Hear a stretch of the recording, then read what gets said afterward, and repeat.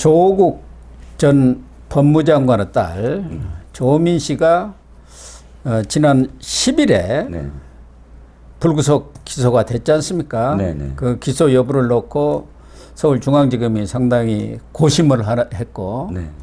그런데 최종적으로 뭐 사과라든가 반성의 진정성이 의심된다고 해서 네. 기소를 했는데 그러다 보면 이제 그 기소에 따른 공소장이라는 게 있지 않습니까? 네. 그 공소장이 공개가 됐어요. 네. 국민의힘 유상범 의원이 이렇게 입수해 갖고 공개가 됐는데 그 내용을 보면은 조국 전 장관이 이 딸의 문제와 관련해서 자기가 그때 공직에 너무 바쁘고 그래갖고 딸의 교육에 대해서는 네. 전혀 신경 쓰고 어찌고 할 겨를이 네. 없었다 예. 했는데 그 부산의 모 호텔이죠. 네. 한 호텔의 인턴 서류를 본인이 예. 교수 연구실 컴퓨터로 네. 직접 작성을 했다. 네.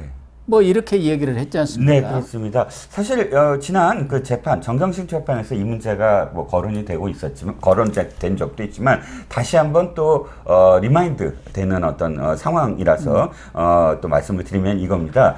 뭐 여러 가지 스펙들을 다 거짓말을 했는데 그 중에 하나가 부산에 뭐 이건 말씀을 드려야 될 것 같아요. 다 네. 기사가 됐으니까 아쿠아팰리스 호텔입니다. 네. 이 아쿠아팰리스 호텔 사실 부산에 있기 때문에 당시에 내려갈 상황도 아니었고 실제로 그 타임라인을 보면 당시 조민은 부산에 있지도 않았습니다. 그런데 부산에서 지금 부산 호텔에서 실습을 했다. 그리고 인턴을 했다라는 인턴십 확인서 그리고 실습 했다는 어떤 증명서 이런 것들이 지금 이 스펙에 들어가 있는 거예요. 근데 봤더니 그것들이 전부 다 조국의 그 연구실에 컴퓨터에 고스란히 다 있었다는 겁니다. 근데 검찰이 재밌는 건 이게 어떻게 해서 사실 그 이 실질적으로 작성을 했는가에 대한 그 이 증거를 어떻게 찾아내냐면 오탈자가 하나 있었어요. 아, 오탈자가 예. 탈자가 하나 있었고.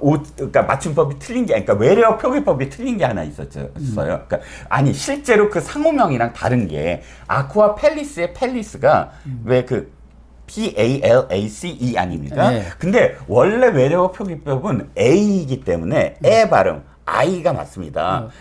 피읍 아이 팰리스가 맞습니다. 그런데 조국이 이렇게 생각한 거예요. 아유, 이게 외래어 표기법이 애니까 애로 써야지 하고 아쿠아 팰리스로 쓴 겁니다. 하지만 이 아쿠아 팰리스 호텔은 브랜드명으로 어이로 쓴 거예요. 그러니까 피읍하고 어이, 니을.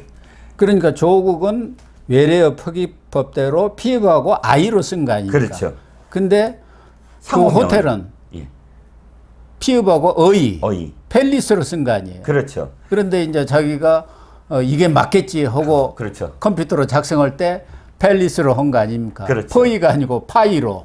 누가 교수 아니랄까봐 그것만 뭐 확인도 안 하고 그냥 이게 맞겠지 외래어 표기법이야라고 아이로 썼는데 여기서 포착을 한 거죠. 이건 뭐냐면 공문서가 위조됐다. 왜냐면 당연히 호텔은 자기 호텔에 진짜 공문서라면 어이라고 써야 될 거 아니에요. 그러겠죠. 써져 당연히. 어이라고 써져 있어야 될 텐데 아이라고 쓴 건 누군가가 조작한 거고 조작한 것이 조국의 사무실에 컴퓨터에 있으므로 조국이 조작했다라고 추론을 한 대학 거죠. 교수실 그렇죠.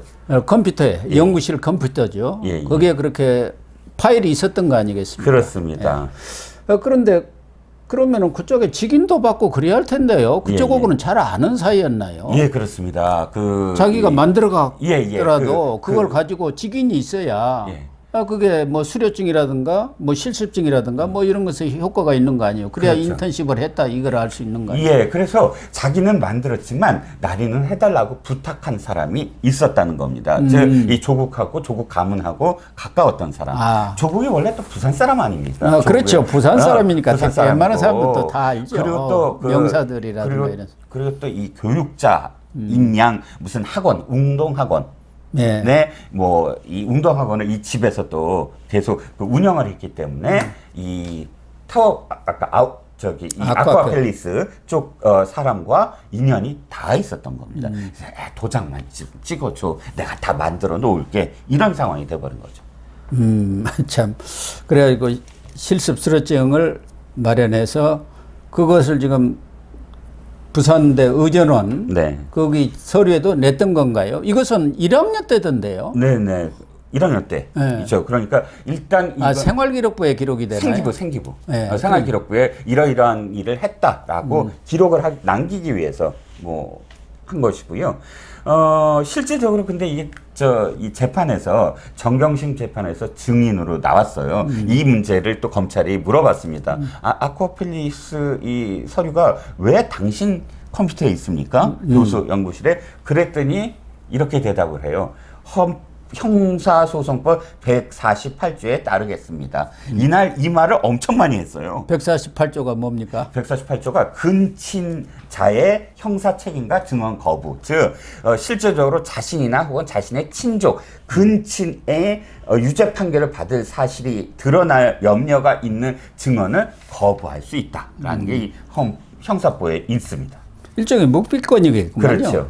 그러나 이런 문제는 호텔의 직원이라든가 이런 사람들도 증인으로 채택이 됐기 때문에 그렇죠. 뭐 사실관계는 명확히 밝혀지는 거 아니겠습니까? 예, 당시에 호텔 직원들이 증언했습니다. 법정에서 증언을 했는데 인턴한 사실이 없다라고 증언을 했습니다. 참 그러면서도 이 조국 전 장관은 아직까지도 자기의 잘못을 한 번도 시인한 적이 없지 않습니까? 그렇죠. 이 재판이 나오고 자기 재판도 형으로 선고가 됐는데도 불구하고 뭐라고 얘기하냐면, 와, 봐라, 무죄 받았다.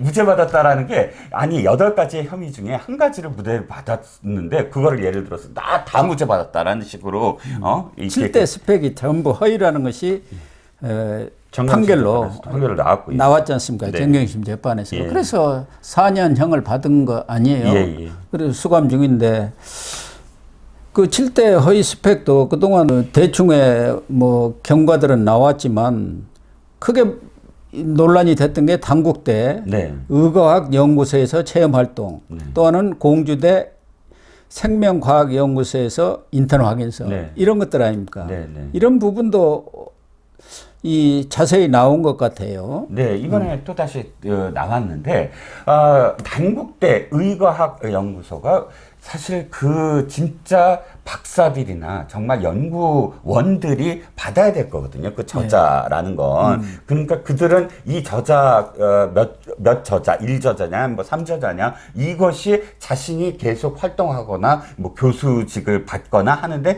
큰 어쨌든 영향력을 아주 받을 수가 있습니다. 그런데 당시에 고등학생이었잖아요. 네. 이 고등학생이 보면, 이 인턴십 이 증명서를 보면 실질적으로 검사를 했다. 이 사람이. 그러니까 이 조민이 단순히 체험 활동만 한 것이 아니고 뭐 효소 종합 반응 검사를 이용한 실험에서 결과 도출이 가능했다. 이론으로서 적극적 참여를 했다. 이런 내용들이 연결이 돼 있습니다. 그런데 이번에 공소장을 봤더니요. 실제로 내려가서 무슨 실습에 참여를 한 게 아니라 사진 보냈대요. 사진. 식물 도감에서 사진 찍어갖고 사진을 보냈답니다. 바로 이게 무슨 인턴십에 그러니까 이 체험 활동에서 저자에 오를 정도의 활동이냐라는 거죠.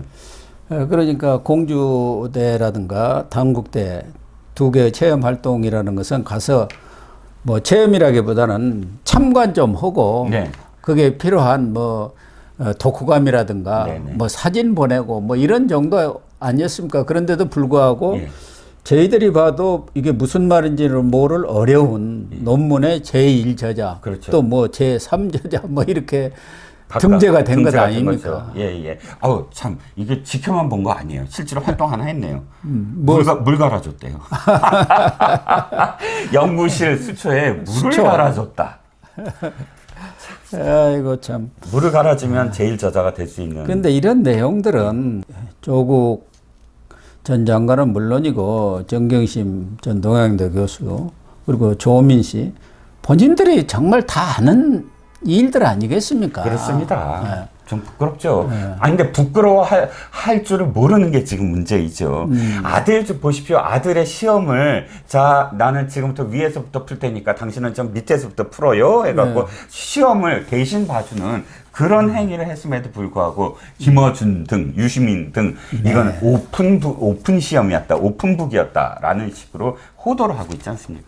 조민 공소장을 보면은 조국이 그동안 했던 말들이 다 거짓말이 아닌가 하는 게 아주 명백히 드러난 것 같습니다. 네, 그렇습니다. 예.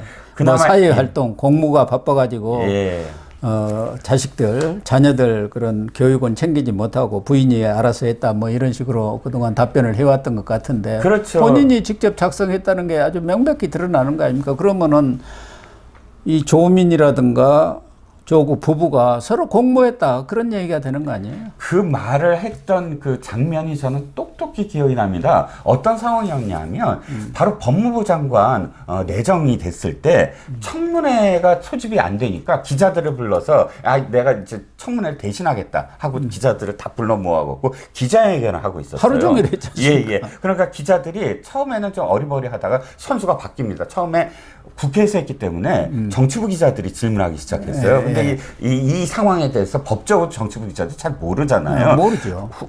오후가 되니까 이 선수들이 다 등장을 합니다. 즉 법조 출입 기자들로 다 바뀌는 거예요. 바뀌어서 이제 질문을 시작하는데 검찰 출입 기자들. 검찰 출입 기자들 다 그래서 검찰이 무슨 수사를 했는지에 대해서 어느 정도 파악이 된 그런 이 법조 출입 기자들이 질문하기 시작하다가 이 대목, 즉, 이 딸과 관련해서 이러이러한 부분들을 다 지금 관여하신 거 아닙니까? 그랬더니 조국이 약간 울컥해요. 또 참 연기입니다. 울컥하면서 내가 바빠서 직접 아이들을 챙기지 못한 게 늘 저는 미안하게 생각을 합니다. 이렇게 울컥하고 얘기를 해요.